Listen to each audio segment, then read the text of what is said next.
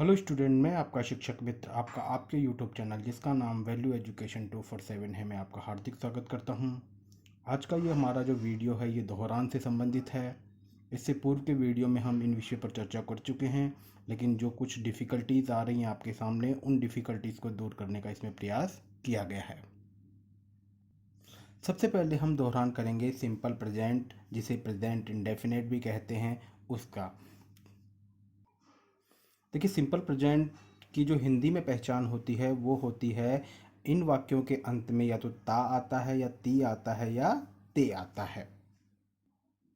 जैसे हमारे स्क्रीन पर पहला जो है हमारा सेंटेंस है, वह स्कूल जाता है। ठीक है, तो सबसे पहले हम वह की बनाएंगे ही, फिर इसके बाद में जाने की बनाएंगे, जाने को बोलते हैं गो। लेकिन यहाँ पर आपको पता है कि पहले वाले वीडियो में मैं बता चुका हूँ कि अगर हमारा कर्ता एक वचन है तो इसके साथ में एस या ई एस लगाते हैं। वर्ब को भी हम एक वचन करते हैं, और वर्ब को एक वचन करने के लिए इसके साथ में हम लगा देंगे ई एस। एस नहीं लगेगा क्योंकि यहाँ पर ओ है, इसलिए इसके साथ में क्या लगेगा, ई एस लग जाएगा। तो ही गोज, गोज यानी जाना। अब कहाँ जा रहा है वो, स्कूल, तो ही गोज टू स्कूल। इस तरीके से ये हमारा सेंटेंस बन जाएगा। हमारा दूसरा सेंटेंस है, वे खेल के मैदान में नहीं जाते हैं। तो सबसे पहले वे को इंग्लिश में बोलते हैं दे। ठीक है, बहुवचन है। ठीक है, लेकिन साथ ही हमारा जो ये सेंटेंस है ये नकारात्मक है। ठीक है, तो यहाँ पर डू लग जाएगा। नकारात्मक वाक्यों में जो है सिंपल प्रेजेंट में या तो डू लगता है या डज लगता है। डू बहुवचन के साथ लगता है और डज एक वचन के साथ लगता है। तो डू लगेगा यहाँ पर, दे डू, और इसके साथ में लग जाएगा नॉट। ठीक है, दे डू नॉट। अब कहाँ नहीं जाने को बोलेंगे, they do not go to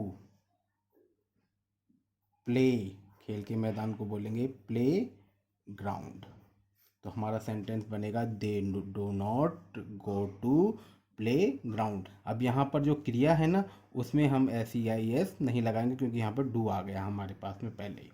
ठीक है, अगला सेंटेंस भी कुछ इसी तरीके का है, वह खेल के मैदान में नहीं जाता है। अब इसमें और इसमें अंतर यह है कि ये बहुवचन का था और ये एक वचन का है। तो ही, और यहाँ पर हमने डू लगाया था तो यहाँ लगेगा आपके डस, और ये हो जाएगा नॉट गो टू प्ले, और यहाँ पर आ जाएगा ग्राउंड।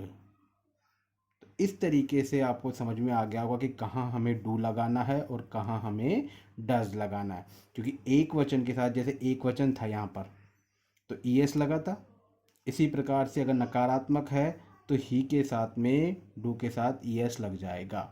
ठीक है, अगला सेंटेंस, क्या वह नाचती है। यहाँ भी ती आ गया, ती आते ही हम समझ जाएंगे सिंपल प्रेजेंट का है। ठीक है, और यहाँ पर जो है हमारा, अब यहाँ पर इस सेंटेंस से क्या समझ रहा है कि कोई लेडीज़ है, तो लेडीज़ के लिए वह की स्पेलिंग क्या होती है, शी। ठीक है, और क्या एक वचन है ये, तो यहाँ लगाएंगे हम डच। ठीक है भाई, इसमें जो सेंटेंस शुरू करना है या तो डू से करना है या डच से शुरू करना है। डू या डच से शुरू करना है वो कौन बताएगा, ये बताएगा हमें। ये लड़की है, एक वचन है तो डच आ जाएगा। ठीक है, अब नाचने को बोलते हैं डांस। तो इस तरीके से डज शी डांस, ये हमारा सेंटेंस हो जाए। अगला सेंटेंस, क्या वे नहीं खेलते हैं। तो सबसे पहले वे की बनाएंगे तो क्या बनेगा, दे। अब दे बहुवचन है तो यहाँ पर क्या आएगा, डू। डू दे, और नहीं को बोलते हम नॉट। ठीक है, यहाँ पर डू नॉट साथ आया था, लेकिन प्रश्नवाचक वाक्य में डू और नॉट के बीच में कर्ता आ जाता है। प्ले, खेलने को क्या बोलते हैं, प्ले। तो इस तरीके से डू दे नॉट प्ले, इस तरीके से सिंपल प्रेजेंट के ये सेंटेंस बनते हैं। अब आगे हम चर्चा करते हैं प्रेजेंट कंटिन्यूअस। प्रेजेंट कंटिन्यूअस पहचान क्या है? वाक्य के अंत में या तो रहा है आएगा, रही है आएगा, लड़की होगा तो रही आएगा, बहुत सारे हैं तो रहे आएगा। इसमें हेल्पिंग वर्ब होती है इज, एक वचन के लिए इज, आई के साथ में एम आएगा और बहुवचन के साथ में आर आएगा और साथ में लगाएंगे हम आई एन जी। ठीक है, जैसे हमारा पहला सेंटेंस है, वह फुटबॉल खेल रहा है को देखेंगे, समझ गए हम प्रेजेंट कंटिन्यूअस का है। इज एम आर में से कोई एक आएगा और आई एन जी लगाना है। सबसे पहले वह की बनाएंगे, लड़का है ही, ठीक है, एक वचन है इज, खेलने को बोलते हैं प्ले और आई एन जी लग जाएगा, प्लेइंग, क्या खेल रहा है? फुटबॉल, तो ये फुटबॉल आ जाएगा। इस तरीके से हम जो है आसानी से इस वाक्य को बना लेंगे। अगला सेंटेंस देखेंगे, वे गाना नहीं गा रहे हैं, तो क्या लिखेंगे? सबसे पहले वे की दे। अब जिन बच्चों को नॉलेज नहीं होता है तो वो क्या लगा देते हैं? डू नॉट या डज नॉट। भाई उन्हें ये पता है कि डू के साथ में नॉट आता है या नॉट के साथ में डू आता है, ऐसा नहीं है। सिंपल प्रेजेंट में आएगा डू और डस, जबकि ये सिंपल प्रेजेंट नहीं है, ये क्या है? रहा वाला वाक्य है, तो इसमें हमें जो है आई एन जी लगाना पड़ेगा। तो दे बहुवचन है, बहुवचन के साथ में आएगा आर और इसके साथ लगेगा हमारा not. They are not singing, I N G लगेगा, सिंगिंग ए सॉन्ग, सॉन्ग मतलब गाना, they are not singing a song. इस तरीके से ये वाक्य बन जाएगा। अगला वाक्य, क्या वे पढ़ रहे हैं, समझ गए, प्रेजेंट कंटिन्यूअस है, क्वेश्चन है, ठीक है। सबसे पहले दे की बनाएंगे, वे की बनाएंगे तो क्या बनेगा? दे, ठीक है। अब यहाँ पर क्या की जगह क्या आएगा? क्योंकि ये बहुवचन है और बहुवचन के साथ हम क्या लगाते हैं? आर, तो यानी ये क्वेश्चन शुरू होगा हमारा आर से, ठीक है। अगर यहाँ ता होता तो ये वाक्य शुरू होता डू से, क्योंकि वो फिर सिंपल प्रेजेंट हो जाता, ठीक है। आर दे पढ़ने को बोलते हैं रीड और उसके साथ आ जाएगा रीडिंग, और अगर आगे किताब होता तो आगे लिख देते हम बुक। अगला सेंटेंस, क्या हम स्कूल नहीं जा रहे हैं, तो सबसे पहले रहे, इस सेंटेंस को यहाँ से पकड़ना होता है। प्रेजेंट कंटिन्यूअस समझ में आ गया कि प्रेजेंट कंटिन्यूअस है, तो सबसे पहले हम की बनाएंगे वी। प्रेजेंट कंटिन्यूअस है तो क्या के लिए ये बहुवचन है, तो आर आ जाएगा, आर वी। नहीं के लिए नॉट, जाने को बोलते हैं गो और इसके साथ लग जाएगा गोइंग टू स्कूल, तो are we not going to school. इस तरीके से ये हमारा जो है प्रेजेंट कंटिन्यूअस टेंस बन जाएगा।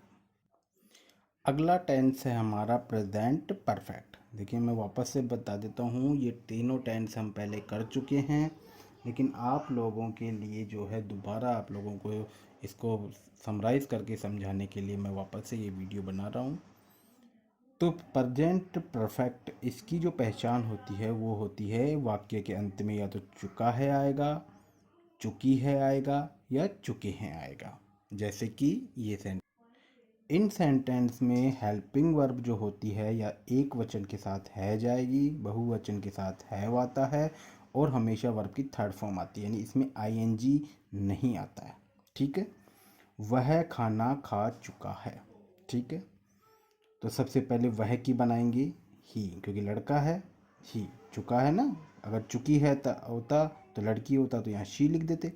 वह खाना, तो यहाँ पर एक वचन है तो क्या लगाएंगे हम? Has, he has. अब खाने को क्या कहते हैं? खाने की क्रिया को ईटन, और खाने को बोलते हैं food, he has eaten food. अगला सेंटेंस, वे नाच नहीं चुके हैं, नकारात्मक वाक्य है, प्रेजेंट परफेक्ट का है, तो वे की बनाएंगे दे। अब ये बहुत सारे होते हैं तो यहाँ हैज नहीं आएगा, क्या आएगा, हैव। और नहीं के लिए क्या लगता है, नॉट। They have not. और नाचने को बोलते हैं डांस।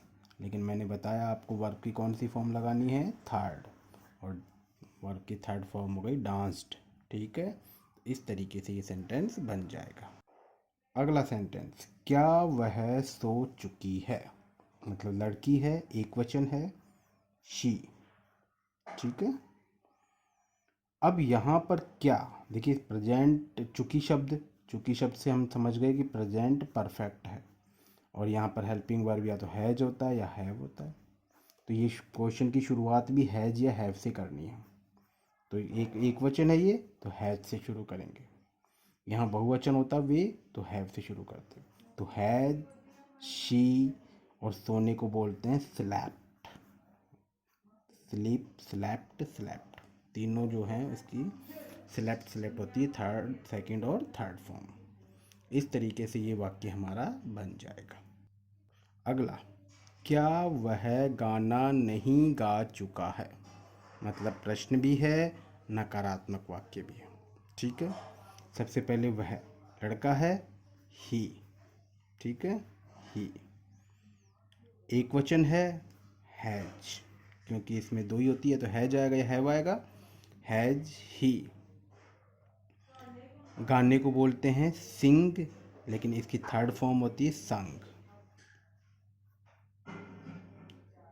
और नहीं के लिए यहाँ पहले नोट लगेगा, नॉट संग ए सॉन्ग। इस तरीके से आपका ये वाक्य बन जाएगा। आशा करता हूँ कि आप तीनों टेंस में जो है अंतर समझ गए होंगे। सिंपल प्रेजेंट जो होता है इसकी हेल्पिंग वर्ब डू और डज होता है। ठीक है, डू और डज होता है। इसी प्रकार से प्रेजेंट कंटिन्यूअस होता है तो उसकी helping verb is am are होता है। और प्रेजेंट परफेक्ट होता है तो उसकी हेल्पिंग वर्ब हैज और हैव होती है। इस तरीके से आपको उसी हेल्पिंग वर्ब का यूज़ करके जो है आपको सेंटेंस बनाना होता है। पहचान मैंने आपको तीनों की अलग अलग बता दी है। जिस टेंस को आप पहचानेंगे उसी के अकॉर्डिंग आप हेल्पिंग वर्ब का यूज़ करेंगे। धन्यवाद।